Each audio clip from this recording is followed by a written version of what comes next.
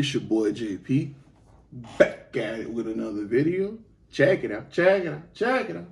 And today, I have Patrice O'Neal, the Hollywood Beast, Part 2. Oh shit, here we go again. Y'all already saw me react to Part 1. Now I'm gonna bring y'all Part 2 to this.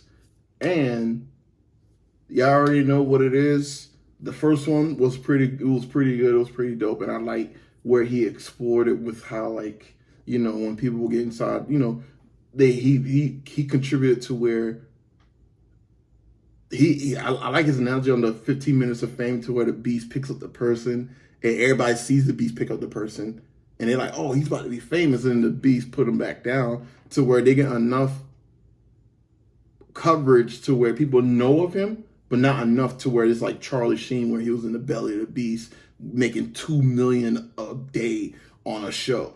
And that's crazy. Facts.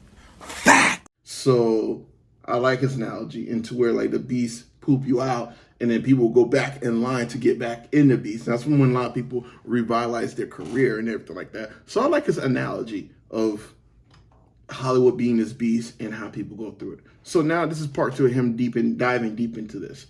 But first things, it's going to be a quick one, obviously. So first things first, my socials are going to be down in the description box below. Give your boy a follow. I follow y'all back. Of course. 2, leave a like for the video. Quickly, expeditiously, nigga. Man, it's free. Free. And 3, you know what I need. You know exactly what I need to get this video popping.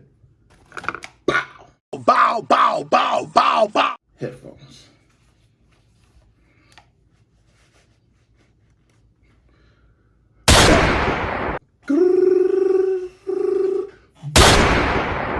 We're gonna dive right into this video early.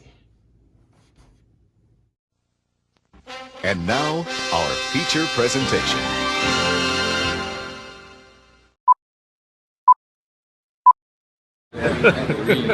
Hey, y'all, come look at this.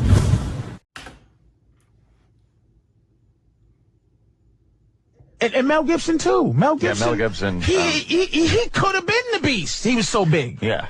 And they turned on him. You know what I'm saying? So anybody that gets that deep and turns on the beast, man, you gotta root for him, no matter what, because they're martyrs. Because no one's gonna stand up for him. And then Hollywood, they tell you who to hate. Like when they rose up against him, not be on Hangover 2, when Mike, the movie was about trannies, fucking people in the ass, drugs, death, and Mike Tyson, who got a rape conviction. And you motherfuckers decide to gang up on Mel Gibson. Say you can't be in this. He can't play a tattoo artist in The Hangover 2? That's pretty amazing. Come on, man. It's not hypocrisy, because that means that's a human thing.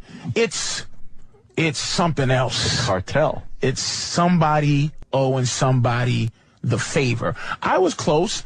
I was hooked in with the Spike Lee cartel. He had his own baby cartel that he's connected, but he's big enough for you to be connected to him, but he's connected to somebody else. And he asked me for a favor, and I said I can't. Gone. Off with the head. What was the favor? You know. Wow, that is crazy. But wait, there's more.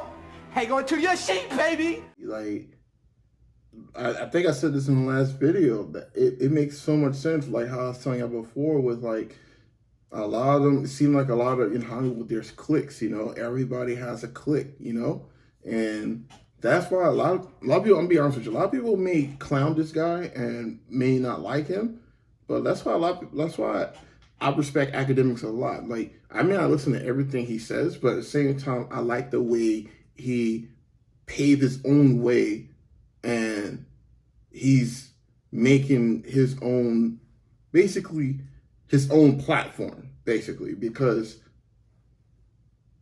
it's hard to get into these fraternities, aka these you know somebody to get you in the door. Because I done seen a lot of actors who was trash. Boo this man! But get constant roles. But then you see all these great actors who did a couple of good roles, but then when they didn't really like what he was, the way he was talking, the way he was walking, or the way he kind of or he knew his worth, they got him up out of here. So this I like what he's bringing to the table. Let's get back into it. We'll talk about it. No, he was, and look, he put the most money in my pocket I ever seen in my life up to that point. He put me in a couple of movies, voiceovers. He had access to a lot of things and threw me in. That movie I did, the 25th Hour. Yeah. I really didn't audition for that. He said, "Hey man, you're a Celtics fan, ain't you?" I said, "Yeah, man, I'm from Boston." He goes, "All right, you got it. You got the dig." Like, he saw my comedy, liked me, sat me down. Yeah. He said, "You're in." You're in. Put me in this movie, was really nice to me, put me in voiceover commercials and all type of shit. I was seeing money I never seen before. And he asked me, it was some gig with like Showtime. Something happened with Showtime, but they did me real dirty. But he was doing this movie with Showtime, and I said, "Man, I can do the part. I don't want to come read." But I did it through my agents. I did the right thing. He just bypassed my agents, everybody else. He called me personally and said, come do this. And I go, well, what am I going to do? Just say fuck my agents and fuck people that I have a business with? If I do that, that destroys my entire system. I feel like I should have a system like you have a system. I can't. He said, all right. That was it. Wow. Damn. That was it. And that's how it is.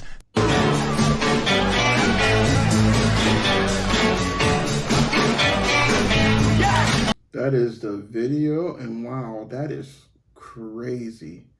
Like, wow. Like I told you earlier, a lot of this Hollywood stuff, you gotta know somebody that knows somebody that knows something about it, you know? And if, on the real, if you don't know certain people, it's gonna be hard for you to get into the door, man.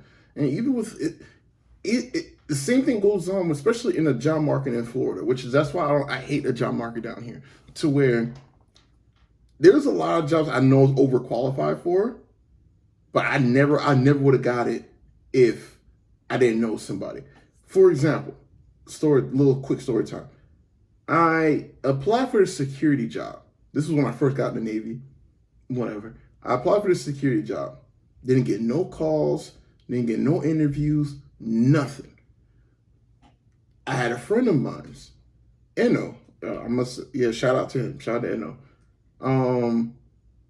He worked at the security place, and he knew somebody. I'm just say he knew somebody. I'm not gonna say the name. I don't know if he still works there, but what ended up happening was, actually he's trucking now, so he don't work there no more. Anyway, I'm just gonna say this. He put in a good word for me, I guess, and then the guy looked at my application, was like, "Oh, dang, you have a lot of experience." Dude, I was in Navy for seven years. I did security. I managed people. I had a section of 30-something people. Like, I could stand at a guard shack for or whatever. That's grunt work. That's easy work. And it just blew my mind that down here, you got a lot of jobs in Florida before, pre-crisis, I'm gonna call it crisis, that you had to know somebody to get a job. It wasn't just you apply. You had to know somebody a lot of times down here. Or, it's just weird, man. So I understand where he's coming from, to make a whole lot of sense. But you already know that's the video for today.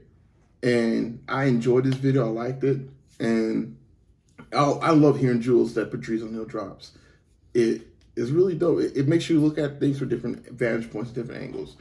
But cool. You already know, socials going to be down in the description box. Give your boy a follow. I'll follow y'all back. And that's about it. This is JayP on the mic, huh? Go ahead and drop a like. What? Subscribe if you haven't. You know why I'm here. And I'll see y'all in the next video. Peace. From the first time you showed love, I knew you was mine. And I ain't about to see you treated bad. I'm about that life of mine. I'ma keep it transparent, I'ma keep it one. Girl, I want you. I'm staring at you when you stand back. So tell me what you wanna do.